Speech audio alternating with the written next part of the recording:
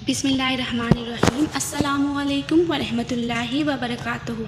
प्यारे नाज़रीन, आज की इस वीडियो में आपको वज़ू करने के इनामात के बारे में बताएंगे कि वज़ू करने से कौन कौन से इनामात मिल सकते हैं और उनको हासिल करने का क्या तरीका है, वज़ू की क्या क्या फ़जीलतें हैं और वज़ू के ज़रिए से इंसान कैसे दौलतमंद और मालामाल हो सकता है। ये सब और इसके अलावा बहुत सी मालूमात इस वीडियो में पेश की जा रही हैं। गुजारिश है कि इस वीडियो को आखिर तक ज़रूर देखिएगा। मोहतरम नाजरीन, हम में से बहुत से लोगों का ये मानना है कि वज़ू का मकसद सिर्फ मुँह हाथ धोना है, लेकिन बहुत से मुसलमान भाई और बहनें वज़ू के हकीकी फ़ायदों से आगाह नहीं हैं। अगर सब लोग ये बात जान जाएं कि वज़ू करने की कितनी बड़ी फजीलत और बरकत है और कैसे बावज़ू रहने से इंसान की ज़िंदगी बदल जाती है, तो हर मुसलमान ये ख्वाहिश करेगा कि वो 24 घंटे वज़ू की हालत में ही रहे। साथ ही साथ वज़ू के बाद एक ऐसा वजीफ़ा भी बताएंगे कि जो भी इंसान वज़ू करने के बाद वो वजीफ़ा कर लेगा तो इसकी पूरी ज़िंदगी बदल जाएगी इंशाअल्लाह तबारक व तआला।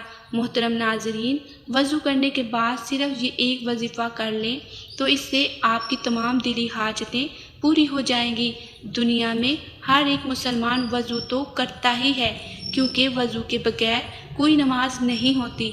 दुनिया में कौन सा इंसान ये नहीं चाहता होगा कि इसकी परेशानियां और तमाम दुख तकलीफ़ दूर हो जाए, इसकी तमाम दवाएं कबूल हो जाएं, इसके घर और कारोबार में बरकत हो जाए, इसका कारोबार हर रोज़ तरक्की ही करता जाए और इसके बिगड़े तमाम काम संवर जाएं, इसकी तमाम हाजतें पूरी हो जाएं और इन तमाम दुनियावी फ़ायदों के साथ साथ कितना अच्छा होगा कि इसके तमाम छोटे बड़े गुनाह माफ़ हो जाएं और इसका अगला ठिकाना जन्नत हो जाए, मरने के बाद शहादत का रुतबा मिल जाए, पूरा दिन रोज़ा रखने का सवाब और पूरी रात बगैर इबादत किए इबादत का सवाब मिलता रहे, इसकी नज़र ज़िंदगी भर कमज़ोर ना हो। मोहतरम नाजरीन, अगर आप भी ये तमाम बरक़ात और फ़ज़ाइल हासिल करना चाहते हैं तो जान लीजिए कि ये सिर्फ़ और सिर्फ वज़ू की बरकत से ही हासिल हो सकते हैं। जैसा कि इस वीडियो में पहले ही बताया जा चुका है कि अच्छी तरह से वज़ू करने के बाद सिर्फ एक वजीफ़ा करना है तो ये तमाम फ़ज़ाइल और बरक़ात आप भी हासिल कर सकते हैं। सबसे पहले जान लीजिए कि हर रोज़ कसरत से इस्तिग़फ़ार करने से इंसान के रिज़्क़ में खैर व बरकत शामिल होती है, इंसान के तमाम गुनाह माफ़ हो जाते हैं। यही नहीं बल्कि जो इंसान हर रोज़ इस्तिग़फ़ार करता है तो वो अल्लाह तबारक व तआला का करीबी बंदा बन जाता है और जो अल्लाह के करीब हो जाता है तो फिर अल्लाह तबारक व तआला इसकी हर मामले में आसानियाँ पैदा फरमा देता है। लेकिन हम लोग दिन भर अनजाने में गुनाह करते रहते हैं और इस बात पर ध्यान ही नहीं देते कि पूरे दिन भर में हमसे न जाने कितने गुनाह सरज़द हो जाते हैं, हमसे कितने ऐसे छोटे छोटे काम हो जाते हैं कि जिनको हम गुनाह भी नहीं समझते। लेकिन जब क़यामत के दिन हमारे यही गुनाह हमारे सामने आएंगे तब हमें मालूम होगा कि हमने तो इन गुनाहों पर ध्यान ही नहीं दिया, या फिर हम सारी ज़िंदगी इन गुनाहों को मामूली गुनाह ही समझते रहे। मोहतरम नाजरीन, आज हम जिंदा हैं तो हमारे लिए तौबा का दरवाज़ा भी हर वक्त हर लम्हे खुला हुआ है। आज अगर हम चाहें तो अपने तमाम गुनाहों को तौबा इस्तिग़फ़ार के ज़रिए से माफ़ करवा सकते हैं, लेकिन मरने के बाद कुछ भी नहीं हो सकता। मरने के बाद कुछ भी कर लें लेकिन इसके गुनाह माफ़ नहीं होंगे। जब तक इंसान दुनिया में ज़िंदा रहता है तब तक इससे हर रोज़ जाने अनजाने में गुनाह सरज़द होते ही रहते हैं, लेकिन अक्लमंद इंसान वही है जो इन गुनाहों की माफ़ी तलाफ़ी इसी दुनिया में ही हासिल कर ले, ताकि कब्र में और हश्र में शर्मिंदगी का सामना न करना पड़े। मोहतरम नाजरीन, जान लीजिए कि वज़ू करने का सबसे पहला फ़ायदा तो यही है कि इंसान के तमाम पिछले गुनाह माफ़ हो जाते हैं।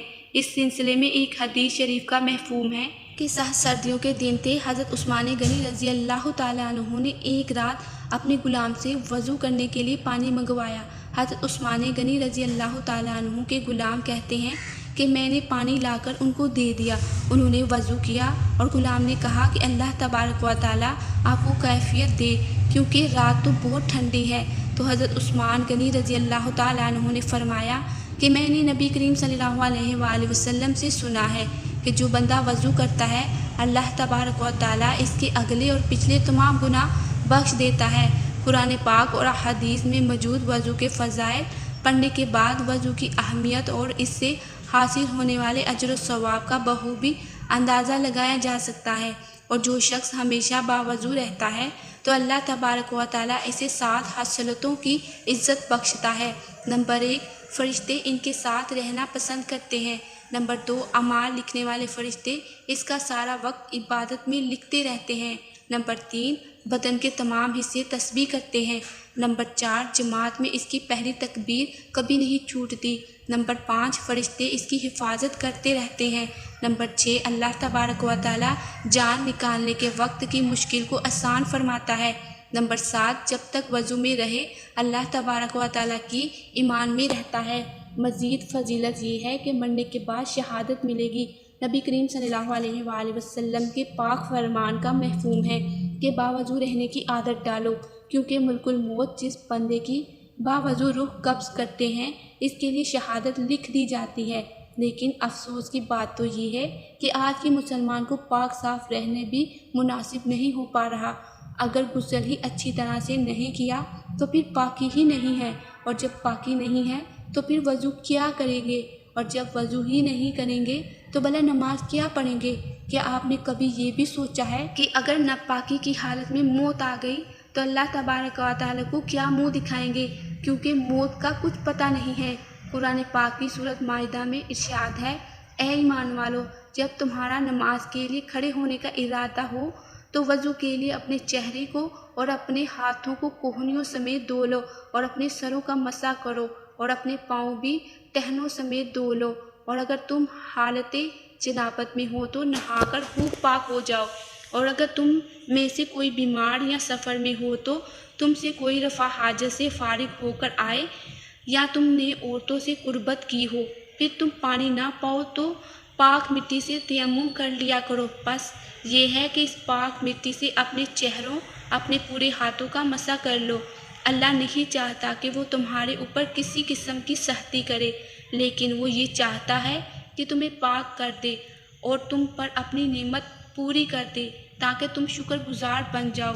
प्यारे नाज़रीन, हज़रत अबू हुरैरा रज़ियल्लाहु ताला अन्हु बयान करते हैं कि मैंने नबी करीम सल्लल्लाहु अलैहि वसल्लम को फरमाते हुए सुना, क़यामत के रोज़ मेरे उम्मती अज़ाए वज़ू की चमक के बायस सफ़ेद चेहरे और सफ़ेद टांगों वाले कहलाकर बुलाए जाएंगे। जो तुम में से अपनी चमक को बढ़ाने की ताकत रखता है, इसे बढ़ानी चाहिए।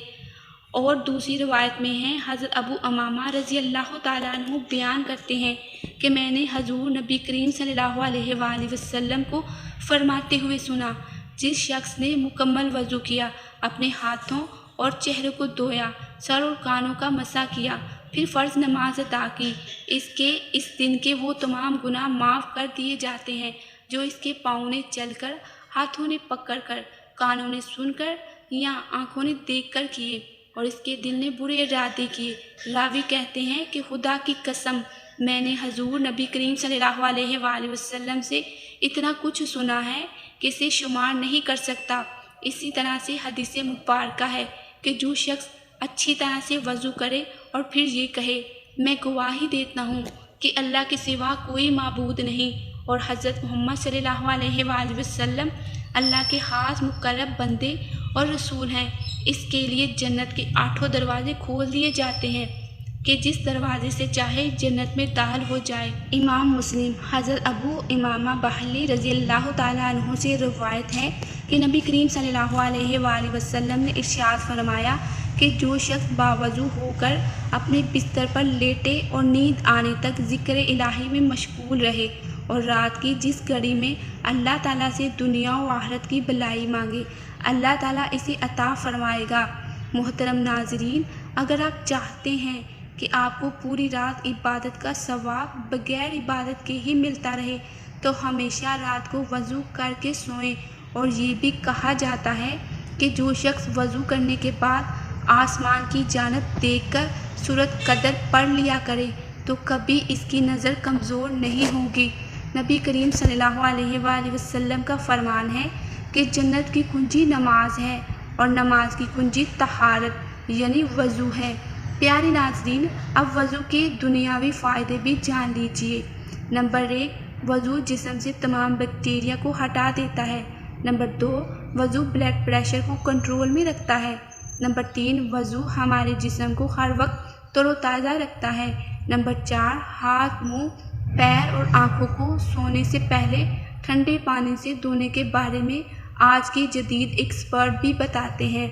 नंबर 5, नाक धोने से मुख्तलिफ बीमारियों से बचाव होता है। नंबर 6, ये धूल, मिट्टी और कई तरह के जरासीम को जिस्म में जमा होने से रोकता है। लिहाजा जब भी कोई इंसान बाकायदगी से वज़ू करता है तो इसका जिस्म एकदम से तरोताज़ा रहता है, क्योंकि कुली करने से मुंह के बैक्टीरिया निकल जाएंगे।